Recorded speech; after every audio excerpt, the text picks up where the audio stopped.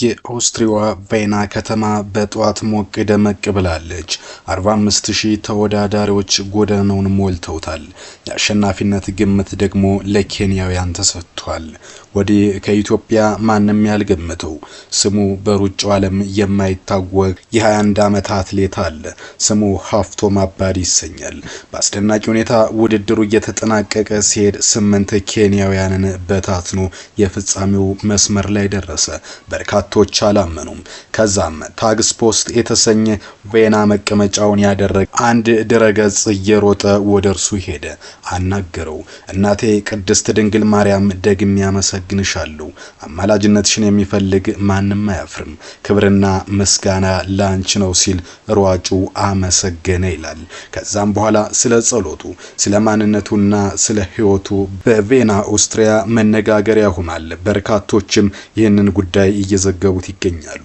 ለመሆኑ የኦስትሪያ ቬናን የማራቶን ታሪክ በጊዜ ወይም በትንሽ እድሜው የሰበረው እንዲሁም 8 ኬንያውያን መካከል አምልጦ ያሸነፈው ሀፍቶም አባዲ ማን ነው? ስለ ጸሎት፣ ሃይማኖት፣ እምነት፣ ጥንካሬ ሕይወቱና እንዲሁም ደግሞ ቆራጥ በ21 ዓመቱ በሶስተኛው ማራቶኑ ማሸነፍ እየቻለ የቬናንም የወጣትነት ሪካርድ የሰበረው አትሌት ማን ነው? ሁሉ ስፖርት እንደሚከተለው አዘጋጅቶላችኋል። ለጥቂት ደቂቃዎች አብረን እንጓዝ። ቬና በጧቱ ሩጫዋን ጀመረች። ነገር ግን ሀፍቶም አባዲ የሚባለው ሰው ከአሸናፊነት ዝርዝር ውስጥ የለም። እንዲያውም ወጣት ጀማሪ በመሆኑ ውድድሩ ላይ ለመካፈል ብዙ ፈተናዎችም ገጥመውት ነበር ተብሏል። በእርግጥ ሳይጠበቅ 45000 አትሌቶች ከተሳተፉበት ውድድር አፈትልኮ በመውጣት ታሪክ ሰርቷል። ይህ አትሌት በፍጹም ያልተጠበቀበት ምክንያት 4-5 ከዛም በላይ ልንዘረዝር እንችላለን። የመጀመሪያው ሪከርዱ የተያዘው በሴት በወንድም በኬንያውያን መሆኑ ነው። በወንዶች ሳሙኤል ማይሉ ከኬንያ በ2023 ወይም ከ2 ዓመት በፊት 2:05:08 በመግባት የኮርሱን ሪካርድ ወይም የቬና ማራቶን የሪካርድ ባለቤት ነው። በሴቷ ደግሞ ቪቪያን ቺፕኪርኪ እንዲሁ ከቬና ሲቲ ማራቶን አሸናፊ ነች። 2:20:59 በመግባት በ2022 ሪካርዱን ይዘዋለች። ይህ ብቻ አይደለም፣ እጅግ በርካታ ኬንያውያን በዚህ ውድድር ላይ ይሳተፋሉ።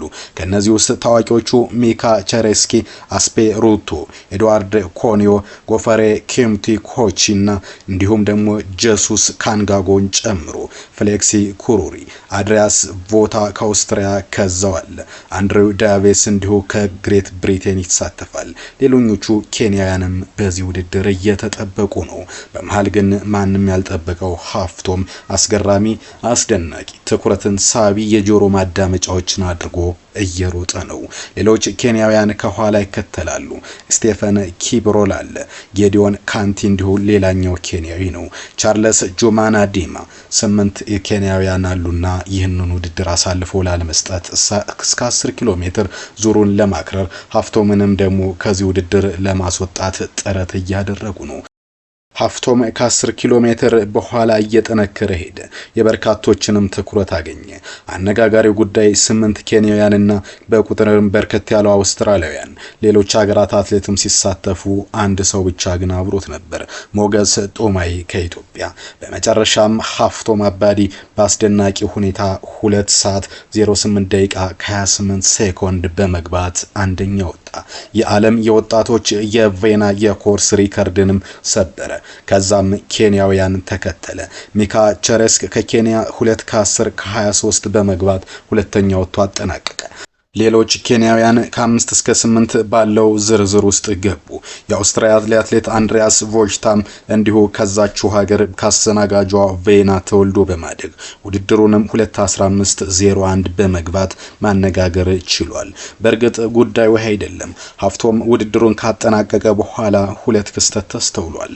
የመጀመሪያው የቅድስት ድንግል ማርያምን ስዕል ለዓለም ከፍ አድርጎ ማሳየቱ በስቴዲየም ለተሰበሰበው ሕዝብም ደጋግሞ መስገን ማመስገዱንና እንዲሁም ደጋግሞ ሲያመሰግን መታየቱ አንዱ ጉዳይ ነው።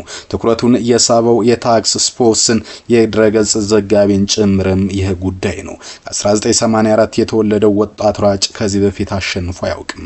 ለዛም ይመስላል እናቴ ቅድስት ድንግል ማርያም ደግሜ አመሰግንሻለሁ፣ አማላጅነትሽን የሚፈልግ ማንም አያፍርም፣ ክብርና ምስጋና ላንቺ ነው ሲል ያመሰገነው ይህ ወጣት ከ2 ሰዓት በላይ ቢፈጅበትም ውድድሩን ማሸነፉ ለሱ ትርጉም አለ ይላል። በዚህ ብቻ ሊፋታው አልቻለም። ጋዜጠኛው ጠየቀው እምነት ላይ እንዴት ነህ ሲል አዎ ጧትና ማታ ጸልያለሁ አለ ሀፍቶም አባዲ። የፍጻሜው መስፈርን ካቋረጥኩ በኋላም በአደባባይ አምላኬን አመስግኛለሁ። የድንግል ማርያምን ስል ከህፃኑ ከኢየሱስ ልጇ ጋር በልብሴ ውስጥ ሰፍቼው ነበር። ከዛም በካሜራ ፊት ውስጥ አውጥቻ አሳየሁት። የመስቀል ምልክት ሰርችም ወደ ሰማይ አመለከትኩ። ከዛም አማተብኩ ይላል። ከዛም መሬት ላይ ተንበርክኮ ይላል ድረገጹ በሁሉም አቅጣጫ ሰገደ።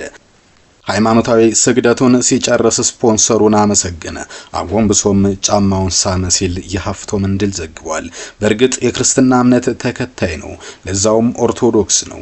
የተለያዩ የሚዲያ ተወካዮችን በግልጽ ተናግሯል። በየቀኑ ጧትና ማታ ጸልያለሁ፣ ሰው ያለ ጸሎት ምንም ነው ሲል ክሮን ዘይቲንግ ለተሰኘው ገጸ ድር ተናግሯል። ጸሎትና እምነት ላይ እንዴት ነህ የሚል ጥያቄ ሲያቀርቡለት ሀፍቶም መለሰ በየቀኑ ማለት ነው ወደ ቤተ ክርስቲያን ሄዳሉ፣ ጧትና ማታ ጸልያለሁ፣ ይህ ጠንካራ አድርጎኛል ይላል። በእርግጥ ገጸ ድሩም ይህን ነገር ከሃይማኖትና ስፖርት ጋር አልቀላቀለውም። እንዲያውም አባዲ ከጠንካራ ዓለም አቀፍ ተወዳዳሪዎች ጋር ተፋልሞ ማሸነፍ የቻለው በወጣትነቱ ታሪክም የጻፈው ከ45000 ሰዎች ጋር ተሳታፊዎች ጋር ተወዳድሮ ነው። ይህ ደግሞ ከስፖርታዊ ጨዋነትን በተጨማሪ የእምነት መገለጫው ትኩረትን ስቧል ሲል ያደረገውን ክስተትና የማርያምን ስዕል በወቅቱ ለነበረው ህዝብ ማሳየቱን እንደ ምክንያት አድርጎ ዘግቧል። ሳልዝበርግ የተሰኘው ሌላኛው የቬና ገጸ ድር ደግሞ 42ኛው የቬና ከተማ ማራቶን በቬና በ2 ዲግሪዎች የሙቀት መጠኑ በከፍተኛ ሁኔታ ጨምሮ ነበር። በረዶ የቀላቀለ ቀዝቃዛ ነፋስ ነበር። ኢትዮጵያ አባዲ ይሁሉ ሳይበግረው 42 በላይ ኪሎ ሜትሮችን በ2:08:28 ሰዓት በመሮጥ በእድሜ ፈጣኑ ሰዓት ሆኖ አጠናቋል ይላል። 42ኛው የቬና ከተማ ማራቶን ሲወዳደር ያልተጠበቀ አሸናፊም ገጠመን ሲል አድሉን ለኬንያ ዋንጫውም እና ወርቁም ለነሱ ተዘጋጅቶ እንደነበረ ሳልዝበርግ 24 ዘግቧል። በቅዝቃዜው ውድድር ያሸነፉት ኬንያውያን ሳይሆኑ ኢትዮጵያ ሀፍታም አባዲ መሆኑ አነጋጋሪ ነው ይላል።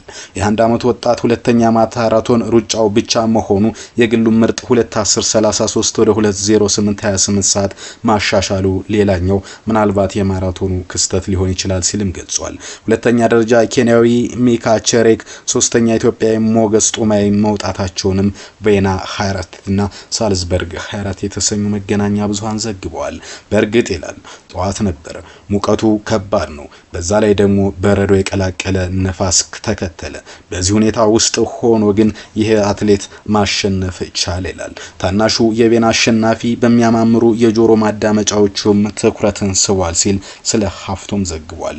በወንዶች የውድድር መድረክ ተፎካካሪ ተብለው የተገመቱት ኬንያውን ትቶ ያልተጠበቀውን ትልቅ ቡድን ያሸነፈው ቡድን መስርተው ከ10 ኪሎ ሜትር በላይ ድረስ ሲመሩት ከዛም ሌሎች ሲበታተኑ እሱ ያሸነፈው ሰው አነጋጋሪ ነው ይላል። ይህ የሆነበት ምክንያት አባዲ ባስደናቂ ግዙፍ የጆሮ ማዳመጫዎቹ፣ ረጅም ልብሶቹ፣ ረጅም እጅጌዎችና ጓንቶች መልክ የጭንቅላት መጎናጸፊያ መርጦ መሮጡ ነው ይላል። በእርግጥ አለባበሱም ትኩረት አድርጓል። የማርያምን ስዕል ለዓለም ማሳየቱ ብቻ አይደለም ይላል። ስለ አየር ሁኔታው ምንም ነገር ማድረግ አልቻልም፣ ፈታኝ ነበር፣ ነገር ግን ይህንን ውድድር በአስደናቂ ሁኔታ ማስሸነፍ ችያለሁ ሲል ገልጿል። በእርግጥ በሴቶች አሸናፊነቷን ኬንያዊቷ ወስዳለች። ሪካርዱ ግን ሊሻሻል አይቻልም። የሁለት ጊዜ የቬና አሸናፊና የኮርስ ሪካርድ ባለቤት የሆነችው አማቹ ቬቪያን ኬፕቾሪ ጥሩ ቀን ባይሆንም በውድድሩ ላይ ግን ጥሩ ማሸነፍ ችላለች። ችግር ገጥሟት ነበር። የውሃ ጠርሙስም ሁሉ ጠምቶኝ ነበረ፣ ግን ጠርሙስ ማግኘት አልቻልኩም፣ ውሃም አልጠጣውም፣ ተግያለሁ፣ ተፈትኛለሁ። በ17 ኪሎ ሜትር ርቀት ላይ ለሁለተኛ ጊዜ ቀርቼ ነበር፣ ከዛም ግን ማግኘት አልቻልኩም። ነገር ግን ግማሽ ማራቶን በፊት አቋርጬ ለመውጣትም ተገድጄ ነበር ስትል ሀሳብ አስተያየቷን ከዛ በኋላ ገልጻለች። ሆኖ ኦስትሪያ ቬናዎች ደስ ያላቸው ይመስላል። ይህ የሆነው ደግሞ ውድድራቸው አነጋጋሪ መሆኑ በቀጣይ ታዋቂና ትልልቅ አትሌቶች እንደሚመጡ ተስፋ ማድረጋቸው ነው። ለዚህ ደግሞ ሀፍቶም አባዲ አንዱ ምስክር ሆኗል። ከዚህ በፊትም በሎስ አንጀለስ ማራቶን እንደዚህ አይነት ታሪክ ተከስቷል። ጠጅነሽ ገቢሳ በአስደናቂ ሁኔታ ሳትጠበቅ ውድድሩን ካሸነፈች በኋላ የማርያምን ስዕል በማውጣት በዛው ላለውና ለቴሌቪዥኖቹ እንዲሁም ለካሜራዎቹ ለህዝቡም በዓለም ፊት አደባባይ ማሳየት ችላለች። ምስጋናዋንም ገልጻለች። በርካታ አትሌቶች ለእምነታቸው ለጥንካሬያቸው ከፍተኛ ልምምድን ያሳልፋሉ፣ ውጣ ውረድ ውስጥም ይገባሉ። ያንን አሸንፈው ለድል ሲበቁ ግን አምላካቸውን ያመሰግናሉ። ከነዚህ ውስጥ ወጣቱ የ21 ዓመቱ ሁለተኛ ማራቶን ውድድሩንም አድርጎ የወጣቶችን ሪከርድ መስበር የቻለው ሀፍቶም አባዲ አንዱ ሆኗል። በእርግጥ ከዚህ በፊት መሰረት ደፋርን በለንደን ኦሎምፒክ በአስደናቂ ሁኔታ ጥሩነሽ ዲባባን ጨምራ በርካታ ኬንያውያን ካሸነፈች በኋላ የማርያምን ስዕል ከደረቷ በማውጣት ለዓለም አደባባይ ማሳየቷ የሚታወቅ ጉዳይ ነው። ይህን ሀሳብ ሰዎች በሁለት በሶስት መንገድ ያዩታል። የለም ስፖርትና ሃይማኖት የተለያየ ነው፣ እንዲህ አይነት ምልክቶች መንጸባረቅ የለባቸውም ሲሉ፣ አንዳንዶች ደግሞ ሰዎች የማንንም እምነት እስካልነኩ ድረስ ለድል ያበቃቸውን አምላካቸውን ማመስገን መብታቸው ነው ይላሉ። እናንተስ ምን ትላላችሁ? ሀሳብ አስተያየታችሁን አጋሩን። እኛ ግን አባዲ መልካም እድል እንዲገጥመው እየተመኘን የአሁኑን መረጃችን አበቃን። መልካም ጊዜ